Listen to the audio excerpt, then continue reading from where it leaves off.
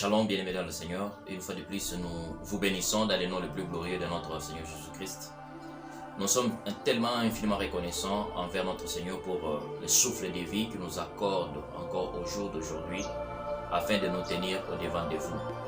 Bien-aimés dans le Seigneur, nous voici encore une fois de plus dans notre programme qui est de l'école de la foi. Nous voulons juste partager la parole de notre Seigneur en quelques minutes. Notre pensée d'aujourd'hui, nous allons la retrouver dans le livre de 1 Corinthiens, le chapitre 9, au 25e verset jusqu'au 27e verset. Nous lisons au nom de Jésus. Tous ceux qui combattent s'imposent toute espèce d'abstinence, et ils le font pour obtenir une couronne corruptible. Mais nous faisons-les pour une couronne incorruptible. Moi donc, je cours non pas comme à l'aventure, je frappe non pas comme bat de l'air, mais je traite durement mon corps et je le tiens assujetti, de peur d'être moi-même rejeté après avoir prêché aux autres.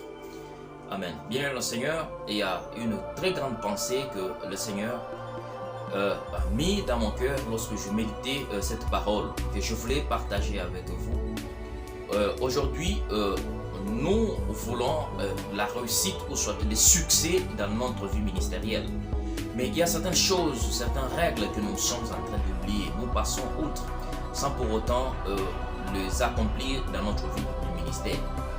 Mais Paul nous livre un grand exemple et dans cet exemple, il y a un grand secret que les lecteurs de la Bible, parfois, nous lisons, nous passons sans pour autant se plonger et avoir à connaître quelque chose de plus important dans ce que la parole nous dit ici. Paul dit, les athlètes, une fois qu'ils ont des compétitions, ils se donnent des disciplines afin de courir pour obtenir une couronne. Mais nous n'aurons pas à parler de la couronne corruptible ou soit des couronnes incorruptibles. Mais nous aurons aujourd'hui juste à parler à ce qui concerne le succès dans notre ministère. Nous voulons Dieu puisse se manifester et agir dans notre vie, mais il y a certaines règles que nous oublions. La règle que j'aimerais vous livrer aujourd'hui, c'est la règle de la discipline.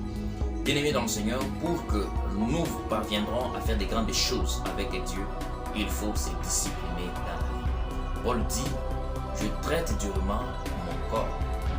Pour que nous parviendrons à avoir du succès, que Dieu agisse même les surnaturels à travers de nous, il faudrait que nous traitons durement notre corps. Si nous ne traitons pas durement notre corps, nous n'aurons pas à éliminer les désirs de la chair. Nous n'aurons pas à éliminer certaines choses qui seront à la base des blocages que Dieu parvienne à se manifester et agir dans notre vie. C'est pourquoi Paul dit, lorsque je bats avec un objectif, je ne bats pas comme on bat de l'air.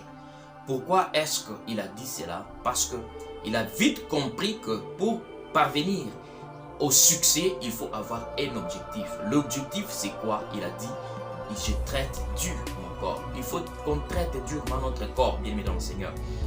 Il faut, lorsqu'on traite le corps, on a un objectif. Cherchez le temps de jeûner. Cherchez le temps de chercher de chercher la face de Dieu. Lorsqu'on cherche la face de Dieu, la Bible me dit, Dieu, lui, il se laisse manifester à tous ceux qui le cherchent. C'est pour cela, j'aimerais ce matin que nous puissions partager avec vous le grand secret qui existe dans la réussite de la vie du ministère. Paul dit, lorsque je bats, je ne bats pas comme quelqu'un qui bat de l'air. Bien aimé, il y a parfois, nous sommes en train de prendre la vie ministérielle à la légèreté. On envie certains serviteurs lorsque Dieu agisse au travers d'eux. Pourquoi? Parce qu'ils sont disciplinés. Parce que eux, ils ont compris. Pour faire l'œuvre de Dieu, il faut prendre certaines choses avec beaucoup de sérieuxité.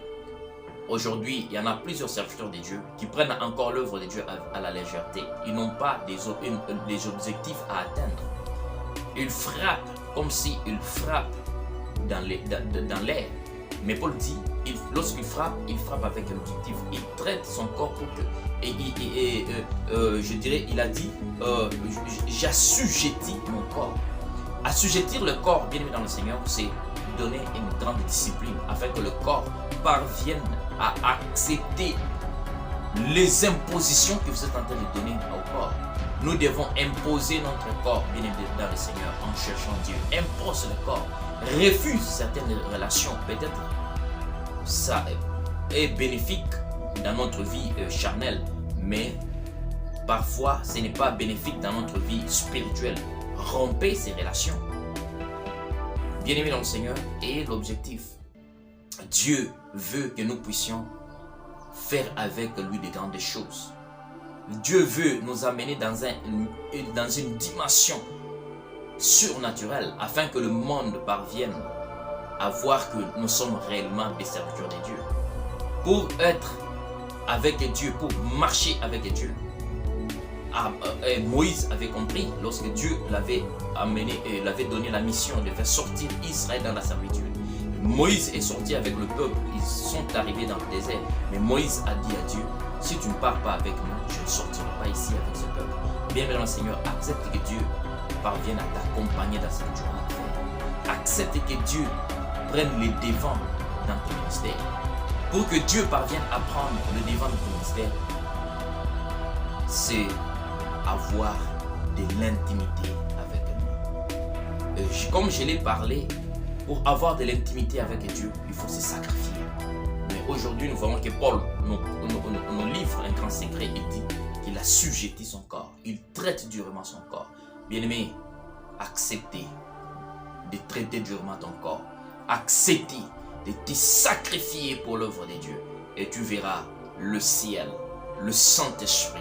Il prendra tout ton corps comme sa demeure. Et lorsque tu auras assez présenté les esprits impurs, d'autres esprits ne chercheront pas que tu puisses parler. Ta présence va commencer à les gêner. Ta présence va commencer à les chasser. Et lorsque tu auras parlé certaines choses, vont se réaliser. Le Christ a dit, vous ferez des choses les plus grandes, parce que moi je vais au ciel. Bien aimé, pour que nous parviennons à faire des choses plus grandes que le Christ, il faudrait que nous soyons des personnes qui sont disciplinées. Nous pouvons nous discipliner dans notre vie ministérielle. N'acceptez pas, bien aimé dans le Seigneur, de manger n'importe quoi que ce soit. Nous voyons un athlète, lorsqu'il est en train de préparer sa course, bien aimé, il refuse de manger certains aliments parce que peut-être ces aliments vont lui donner du poids. Ces aliments peut-être peuvent l'amener à diminuer les souffles. Nous voyons le matin, ils prennent des temps, des courses, ils commencent à courir pour qu'ils deviennent légers. Bien aimé dans le Seigneur, il y a aussi de l'entraînement dans la vie spirituelle. Il faut t'entraîner pour que Dieu parvienne à faire des grandes choses avec toi. Si tu ne connais pas encore, Dieu ne peut pas agir d'une manière mystérieuse au travers de toi. Je sais, Dieu, s'il veut opérer, il peut opérer comme il veut. Mais si tu veux que Dieu fasse des grandes choses avec toi, discipline-toi, bien-aimé dans le Seigneur. Discipline-toi, serviteur de Dieu. N'importe quel aliment ne peut pas entrer dans ta bouche. Il y a certains aliments qui diminuent même l'onction spirituelle. Ce n'est pas n'importe où, bien-aimé dans le Seigneur, que tu peux arriver et tu manges. Ce n'est pas n'importe qui peut cuisiner pour toi et tu manges. Bien-aimé dans le Seigneur, il y a certains aliments, il y a certaines personnes, lorsque nous mangeons leurs aliments, ça diminue la puissance, ça diminue l'onction à nous. C'est pour cela nous devons être des personnes disciplinées. Discipline-toi. C'est ce que Dieu veut, que tu te disciplines. Il veut faire de grandes choses avec toi. C'est pour cela que je te livre le secret aujourd'hui. Être un homme discipliné. Ce n'est pas n'importe où que tu peux arriver et tu manges. Ce n'est pas n'importe quel aliment que tu peux manger. Il y a d'autres aliments, ça diminue l'onction. Il y a d'autres relations, ça diminue l'onction de Dieu. Parce qu'une fois que nous sommes avec eux, nous ne faisons que parler de futilité. Mais une fois que tu romps cette relation, malgré que ça fera mal, mais c'est pour ton bien, c'est pour le bien de Dieu. Puisque tu veux que Dieu puisse t'utiliser, bien-aimé dans le Seigneur, je te livre ce secret. Discipline-toi, cherche le temps de chercher la face de Dieu. Entre dans la profondeur. Dieu veut que tu les croises là. Prends le temps, bien dans le Seigneur. Diminue les heures de distraction.